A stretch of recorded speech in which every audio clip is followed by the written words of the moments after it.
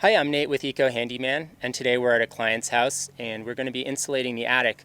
But more importantly, before we do the insulation, we need to do all the air sealing.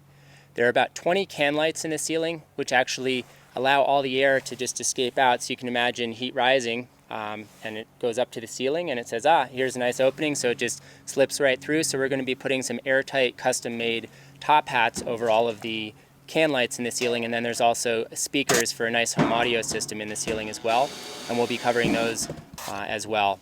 We'll also be putting in baffles to allow proper ventilation up through the soffit vents under the eaves and out through the top of the roof. And then the icing on the cake after all of that is bringing all the insulation up to an R50, which is a little over 16 inches of cellulose up in the attic. What we have here is a recessed can light, and right on the top here there's a label that says warning, risk of fire, keep insulation 3 inches away. As you can see, the client, the way they have it now, there's actually insulation touching the unit, so that's a bad thing. What we'll do is we have these custom made boxes made in a metal shop, and we're going to be putting this over, and this will keep the insulation away from the unit by the required 3 inches. And also it'll allow us to actually blow insulation over the top, because our insulation, believe it or not, is going to be deeper than this box itself.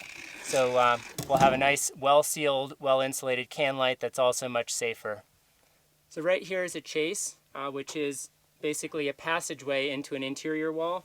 And it looks great for passing all this wiring and all this, home audio stuff through, but it's terrible because heat rises in cold sinks, and you'll have cold air up in your attic, similar to the outside temperature in the winter. And it'll just drop into those uninsulated interior walls in your home, and you'll wonder why the bathroom is freezing and it's in the middle of the house. So we'll be filling that up either with some rigid pink foam, this Reflectix foil-faced bubble wrap, or in areas where there's small areas that need to be filled up, we'll use this Pure-Fill expandable foam, and it's a little bit healthier. It's made in Germany, so it's a little bit healthier than the great stuff. Some subsidized options, and then there are also really good options that are a little more expensive through private contractors, but you can get them to do additional things like testing your combustion appliances to make sure they're all safe.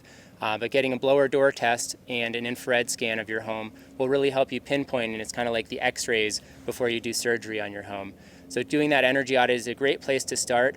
If you already know that you don't have insulation in the attic and you want to just go ahead with that, the key is actually making sure that you do all this air sealing as well, because you don't want to have all the air just flowing out. And if there's not a proper air barrier in your home, the insulation will actually act more as a filter of the hot air just working its way gradually through the insulation rather than staying put in your home.